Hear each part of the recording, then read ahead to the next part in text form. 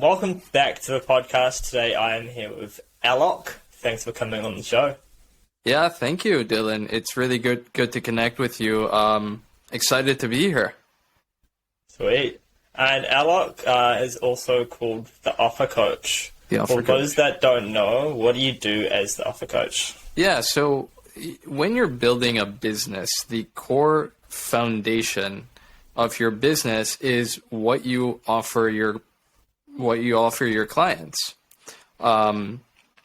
In like a retail setting, it would be the product, right? The product is usually what we associate with the offer. But in a service-based setting, for example, in business to business, the offer is not like a physical thing. It's often a set of terms. It's a set of promises. It's a set of guarantees. It's a set of even like the feeling you convey to your prospect when they're on your like website. So that's what I cover. I cover everything related to the product, the service, what we call the offer. And, in making that the best possible, it can be, in terms of the outputs of that is you end up getting better sales. You can charge more money. You get better clients. They stay with you longer. So a lot of benefits to making the offer better.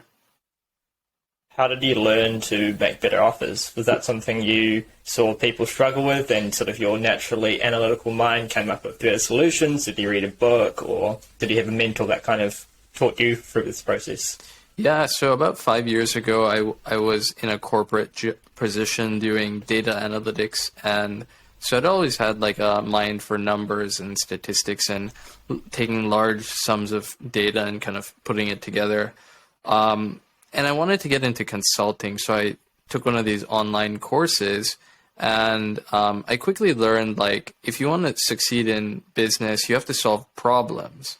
You have to solve problems people are willing to pay for, and they should be a valuable enough problem that they're willing to pay a lot of money for it. So one of the big problems that I saw in the marketplace, and I serve mostly online coaches, was that they were having this pesky niche kind of issue. They're like, what should my niche be? What should my offer be? Like, how do I brand myself? How do I market myself? All of these things. And what I quickly like learned was there was no process in place for all these individuals who wanted to create online businesses to go from an idea stage to proof of concept and actually, revenue generated. So that's what I spent pretty much the next 5 years figuring out by reading books, working with people, taking courses, just a lot of working with clients, practicing, and getting better and better and better at my craft until I came to the point where I currently now have a very streamlined process I take my clients through to go from idea phase to offer built out and revenue generated. So it was just a series of observations, like lots and lots of observation, talking to the market research, reading books, getting coached and helped, and just continually like striving to make what really is a striving to solve a problem that I saw over and over and over again, and just solve it better, faster, better, faster, better, faster. That sounds really awesome.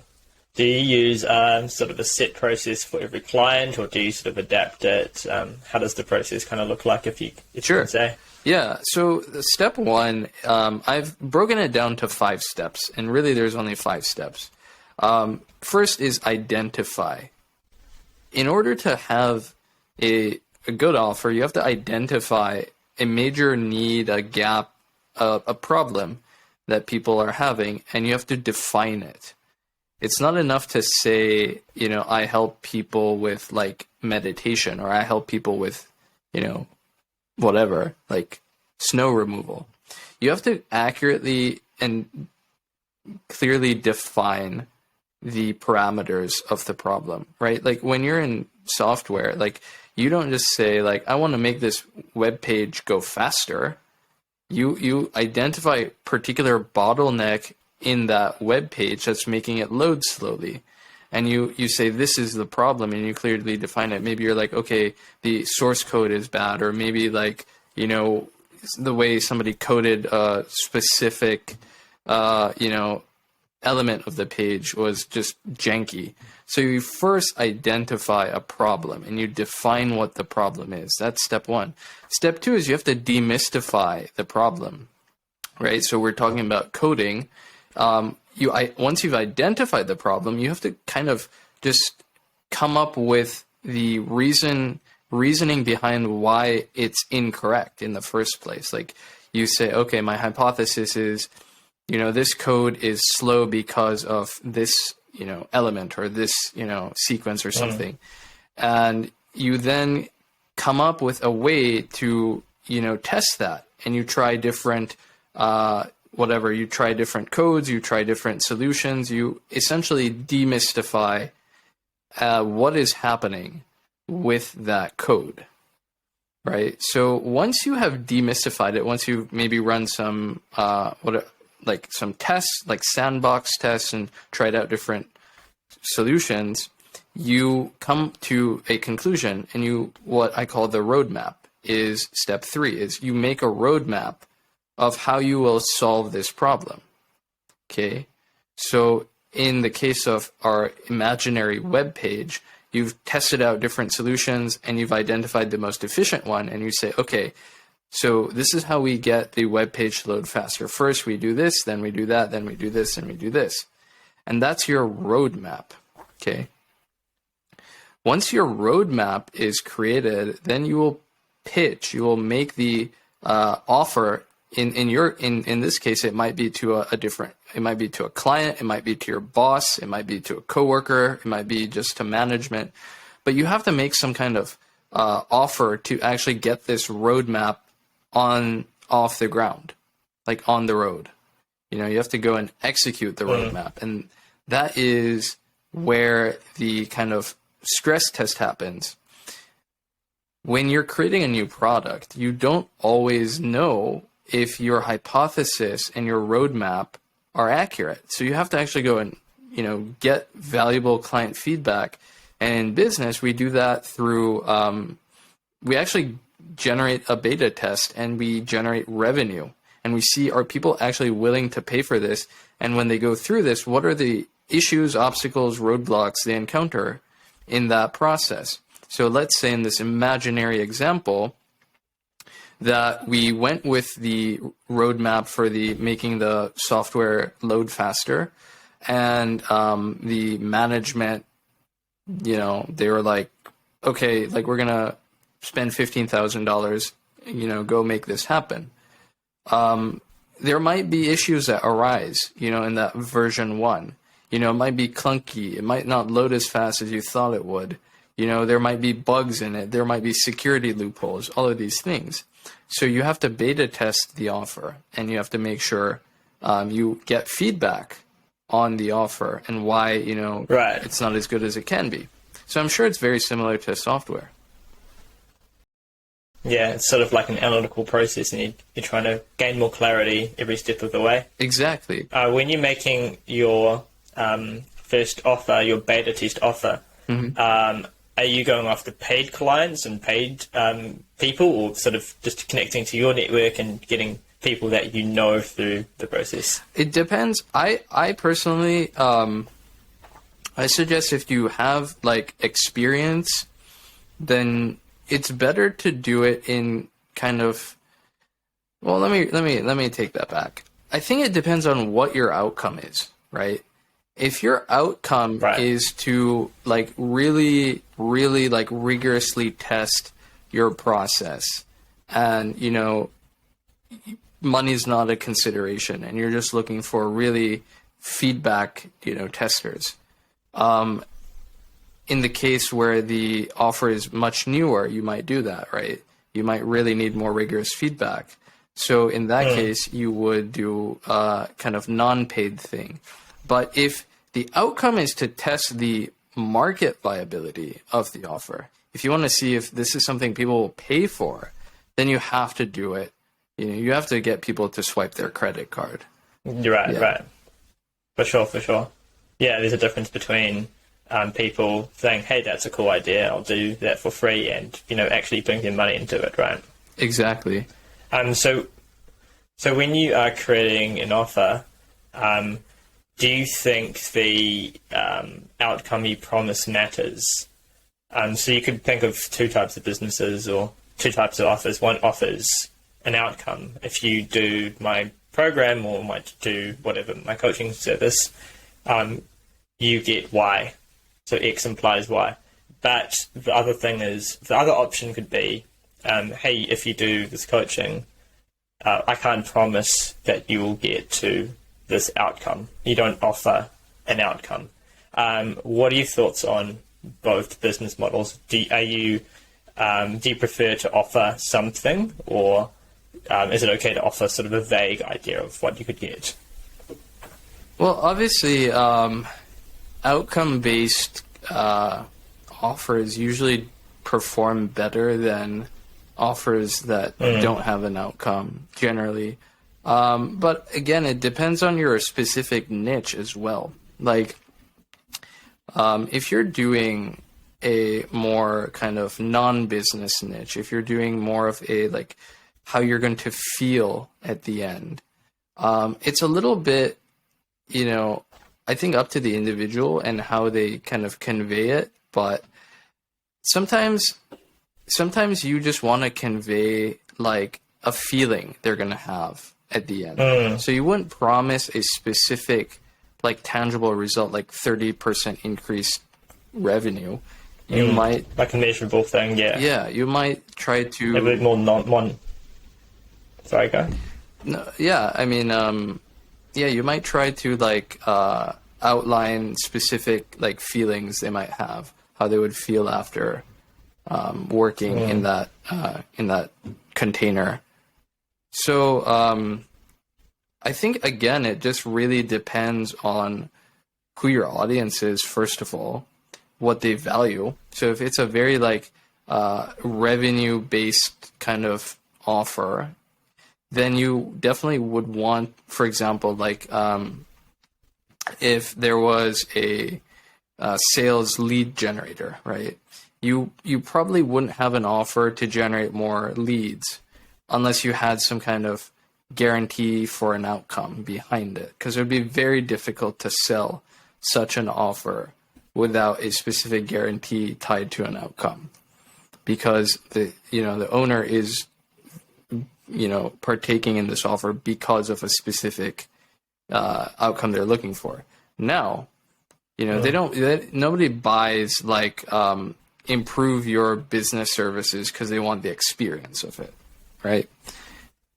But on the other hand, if you were working with, if you were working with like a therapist, for example, right?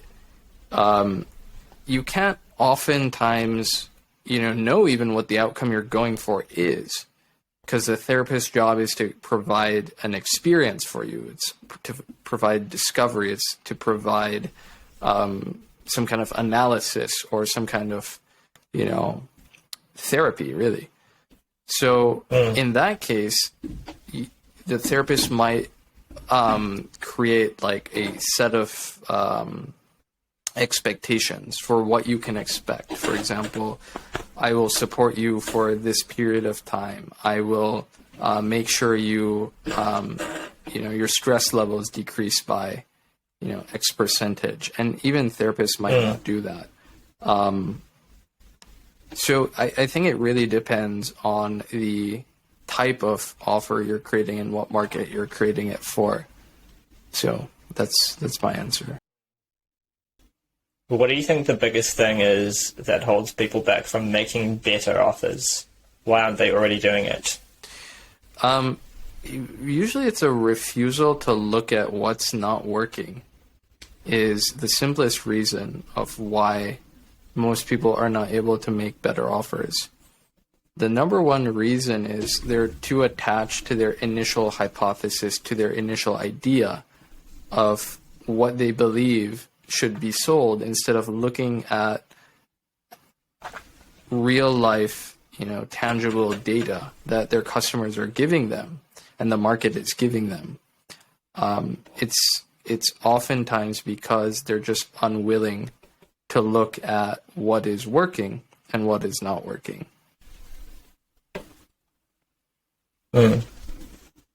As a very analytical person, so I understand you're quite analytical. I'm very analytical as well. Yeah. And I noticed that sometimes you can get into this space of analysis paralysis, where you are just thinking, hey, is this going to work? Is this going to work? And you can't really decide on what to do. How do you sort of combat that as an analytical person? And do you think, is that an issue you deal with? Yeah. I see what you're saying. There can definitely be over-analysis of kind of an offer, but the remedy to that usually is to expand your data set. And if you're thinking from a purely like analytical standpoint, the only reason you come to analysis paralysis is because you can't make a significant conclusion with the data you have, right? So you're like just churning up the same stuff in your mind, and there's nothing new being, processed. You're processing the same data over and over, and you're not reaching any new conclusions. That's literally what analysis paralysis is. So the solution to that is to like stop analyzing and get out into the market and talk to people and get feedback from new customers.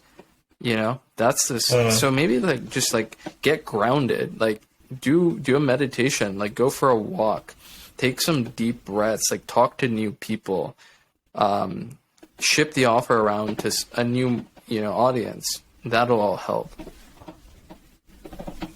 For sure.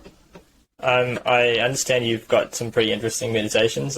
I saw a few of them on your Facebook. Oh, yeah. The manifestation one was pretty cool. Thanks. Could you tell me a bit about your meditation process? How did you get into meditation, and what do you like doing when you meditate? Oh, that's a good question. So how did I get into meditation? I actually got very burnt out when I was in school. I was in a master's program. I was studying human nutrition. I was working a lot, and full course load, full job, sleeping 4 hours a night. And I had a panic attack. I really had this serious disconnection with what I was doing. And I felt like, what I was doing wasn't purposeful. I was like, why am I doing this? Where am I trying to get to? Is this really the point of life? If I'm just going to feel like this, is it even worth getting the outcome? So that got me deep into spirituality. I started really questioning the trajectory that I was going down. And I was depressed. I was miserable. And I just didn't like the way I felt. And that got me into yoga. Right, so I started really kind of exploring yoga seriously. It's always been in the back of my mind, but I started listening to a guru named Sadhguru, and his lectures on YouTube just changed my whole perspective of life, because nobody had ever said the kind of things he had said before. And he was sharing that if your life isn't, if you're not even joyful every day, if you're not even happy in the work you're doing every day, what is the point of life? Because at the end you're gonna die, and you're gonna, you can't take anything with you. Was essentially the lesson there. So I really started to question, what was I really doing in my life on a day-to-day basis? If I'm not enjoying my work, why would I be doing it? So I took some time off school. I studied meditation and yoga. I got trained in Sadhguru's practices, and I really went 100% into that kind of that direction, right? To really sort out what was the direction of my life, what's the purpose of my life, and what do I want to do aside from what my parents tell me, what my boss tells me, what my friends are saying. What is it I want to really achieve it in my life at the end of the day when I fall asleep and, there's nobody there to judge me. What's the purpose of my life? So I did that for a couple of years, like 2 to 3 years. I just took off and I really went inside, introspected, and I came to a very clear conclusion at the end of that process of, okay, like, who am I? What do I stand for? What do I believe in? What do I feel is worth spending my time and my life on? And that got me into this coaching arena where I said, okay, I have a certain set of gifts, of skills. Let me see if I can help some other people that are maybe suffering these same problems. And that's how I got started in this. That's really cool.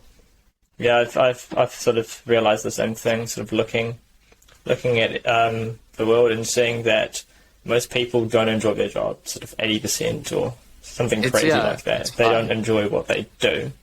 Yeah, it's really high. And the fact that sort of the world's structured in that way, and people go through the work week and just sort of accept that it has to be that way. And they can enjoy their weekend and they live for the weekend, but are you enjoying what you do for the rest of the week? It's kind of crazy to think about. Yeah. That was a big thing. It's like, if you're only working for the security, like the money or the benefits or whatever, the house or whatever, you have to really start to question, is it worth sacrificing my actual life for a few, comfort, really, like a few, security blankets? And for me, the answer was no. It was not worth it. It was worth it to risk whatever, the mind was bringing up in terms of, oh, this bad thing could happen or that bad thing. But I realized, that's just mental garbage. It's not real. Absolutely. Yeah. Yeah, it's so true. How do you actually find clients? I'm curious, what process do you go about? So I find clients in a process that heavily focuses on the offer itself. So I call it the offer that sells itself, right?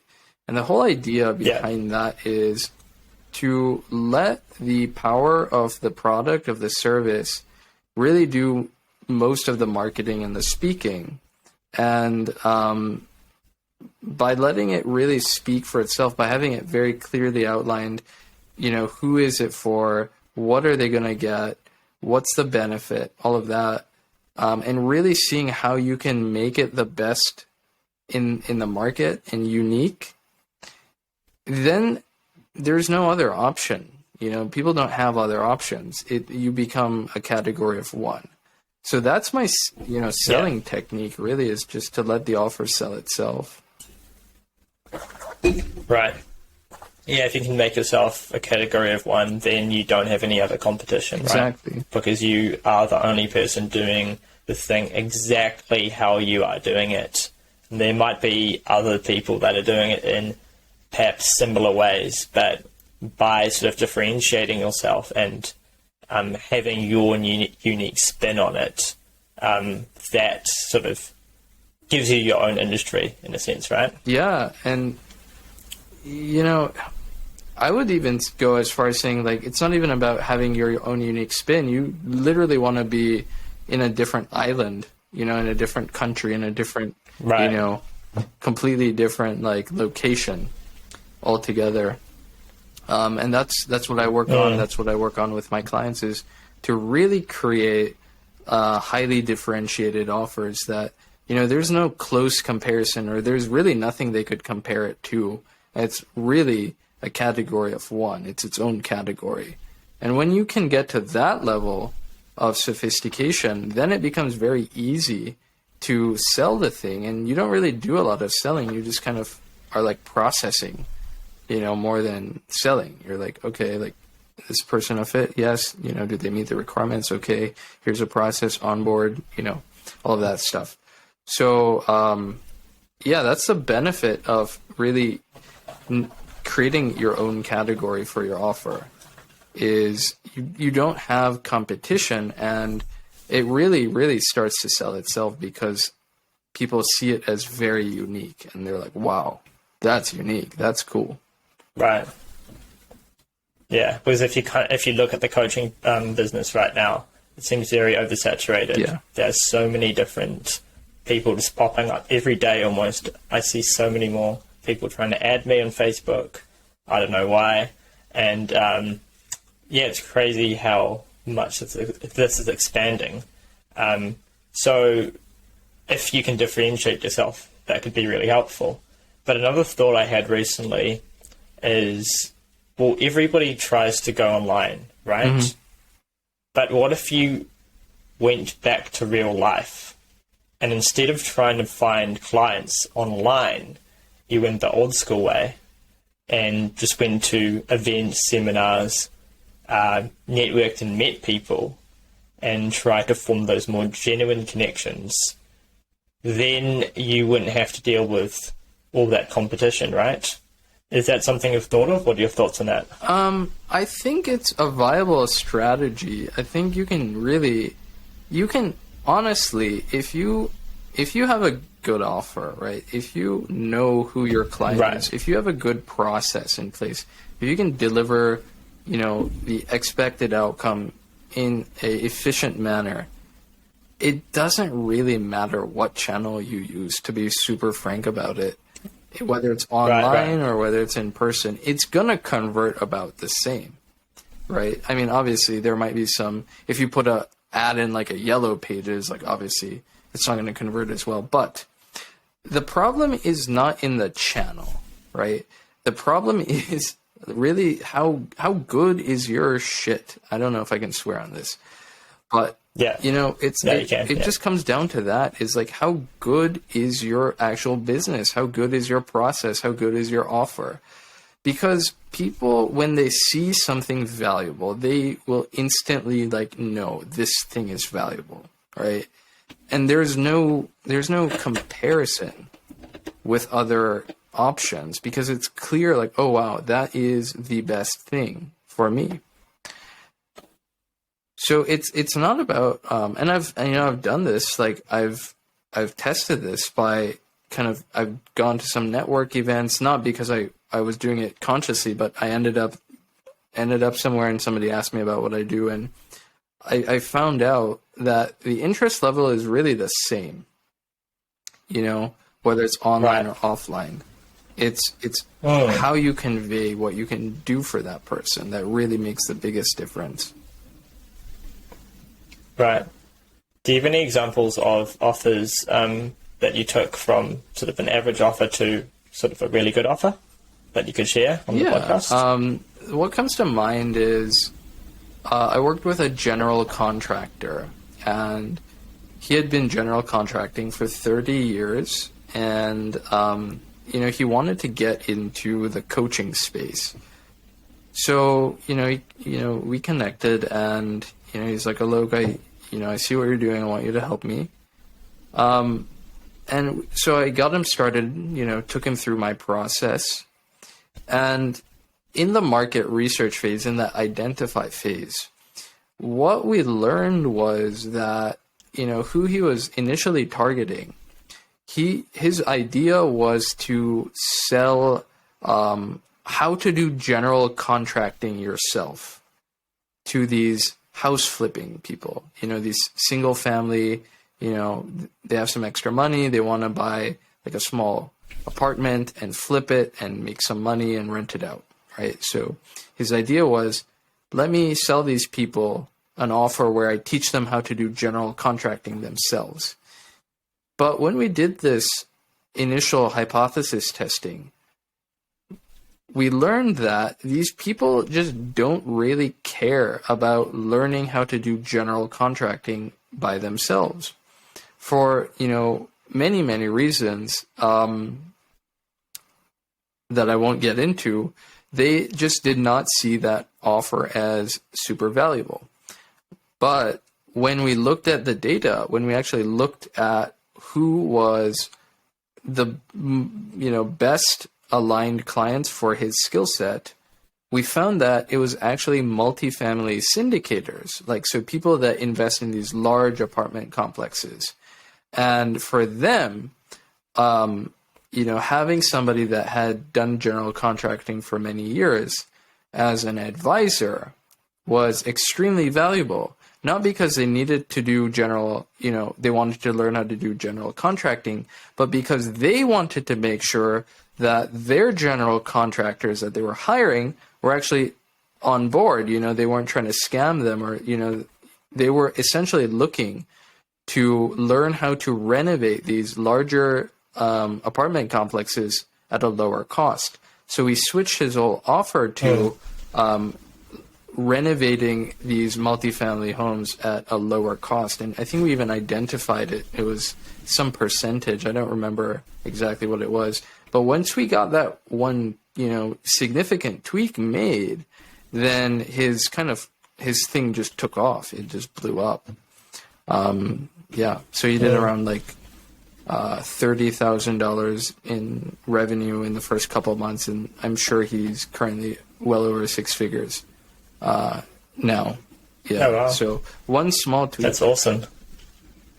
Did he just call them up or send out surveys? How did the process work? Yeah. So we worked through some of his existing contacts. We also use social media to generate market research interviews, which is what I I work with my clients, how to do those and the entire process for how to get the right data from them, how to, not bias the answers, all of that, figure out the value of the offer, all of that stuff. So we did, we used multiple channels to acquire those interviews. We did those interviews, we looked at the data, and then we said, okay, like, what's this data telling us? Let's make the offer that the data is telling us to make. And that's all we did. Right. Yeah, I can imagine it could be problematic if you had biased data as well, right? Yeah. And you didn't ask enough people, or the people you asked were all had a certain point of view which didn't really reflect the general population. Yeah. Or, you just ask the wrong people sometimes. You get so attached to your idea and your initial market that you don't look at other, markets that, initially it may not make sense to you, but when you actually do the research, when you look at the data, you're like, wow, this market makes way more sense to serve with my skill set than what I've been thinking about. And oftentimes it's just the market that you change, and you slightly tweak the offer. You don't change much of the process at all. And that unlocks a lot of value. Right. Oh, right. Wow. Do you ever find that your clients, they can have a good offer, but their product just sucks? Generally, I try not to work with those kind of people, to be super frank. Oh, okay. So Right. Yeah. So you find out a bit about their product first. Yeah, I won't work with somebody. Right, so you don't accept everybody. No. Right, I won't work with.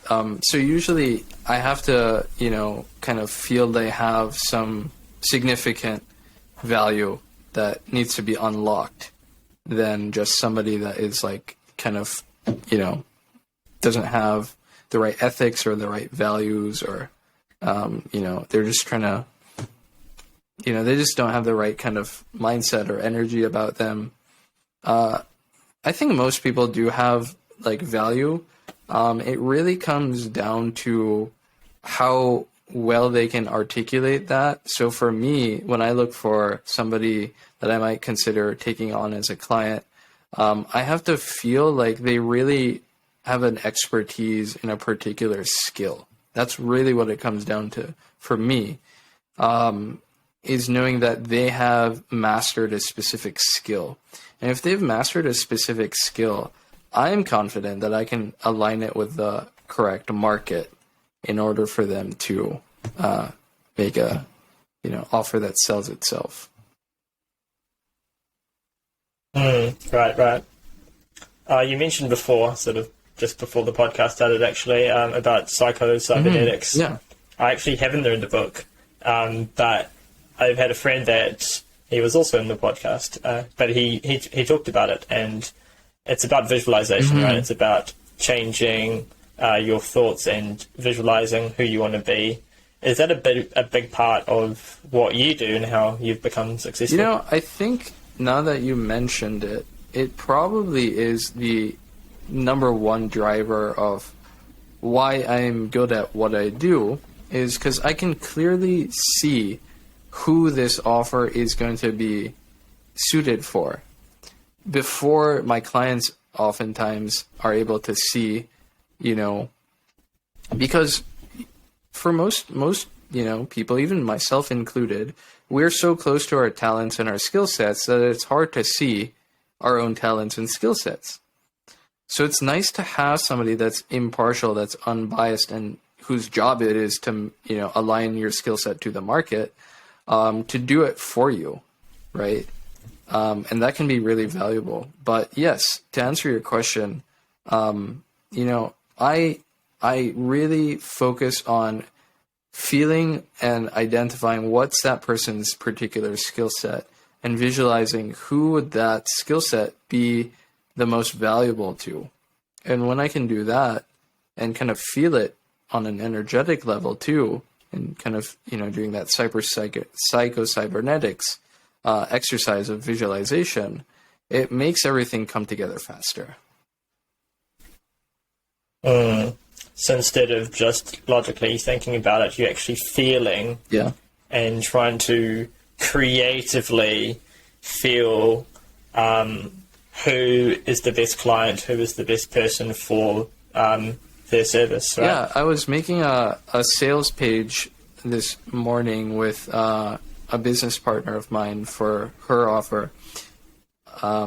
She and energy healer from India, actually, they're joining together to do an emotional damage healing course for healers. So as I was building this sales page with her, you know, I was literally trying to feel what are the emotions that would come up for these potential clients as they're going and reading through this sales page. So attuning to who these ideal clients are and feeling what they would feel and thinking almost like how they would think and creating that language in a way that they would relate to is a big part of what I do. Yeah, and tuning and embodying their way of being, right? Feeling how they're feeling. And then you can get into their mind. Yeah, it's like I literally make myself like a customer, the first customer of that offer.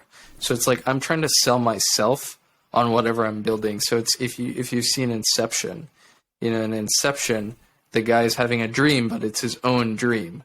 So it's kind of the same thing. It's like I'm the client and I'm also building for that client. So it's like me here, you know, I'm buying, me here, I'm also selling it. So it's kind of this Inception. If you've seen the movie, you'll know what I'm talking about. There's a dream sequence where he's dreaming and he's also experiencing the dream. So it's like I'm building the offer and I'm also experiencing the offer at the same time. And I think that's a really good way to do it. For sure. Just before we wrap up the podcast, sort of a final question.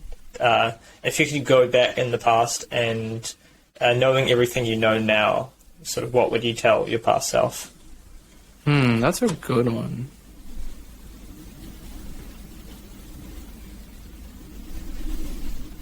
Man, you know, I really don't know what I would tell my past self because, you know, you can't, sometimes I feel like what you experience itself is the value, is the teaching. Yeah. And like all the hardships and all the kind of, you know, mistakes you make are also the thing that makes you good at something. It's also the thing that allows you to see things from a, you know, experienced way. That's why people hire experts, right? Because of their experience. So I don't know what I would tell myself. I'd probably say, you know, enjoy more or something like that. But I don't even know if I could say that. I would yeah, it's really hard question. It's a really hard question. Yeah, I agree. If I had to answer as well, my logical brain would go the same thing, right? Because you need to have all those hardships and experiences to understand and be where you are now. And if you change one element, wouldn't it change all the other elements exactly. too? So yeah, it could have changed. It's like Back to the Future. So you don't know what's going to happen. I think the biggest thing is like we tend to get I tend to get like a little like frustrated, or I get like, why am I not here yet or something. So the best thing I could say is just like totally be present in the moment. And that is like the most important thing. But even if I did that and I told myself that, would I have listened? Probably not. So probably just wouldn't say anything to my past self. Just watching silently. Yeah. Watch them go by. Yeah. Yeah. Nice. Yeah. Awesome. Well, thank you for coming on the podcast. Thank you, Dylan. Really appreciate your time. Appreciate you, man. Look forward to seeing more of your episodes.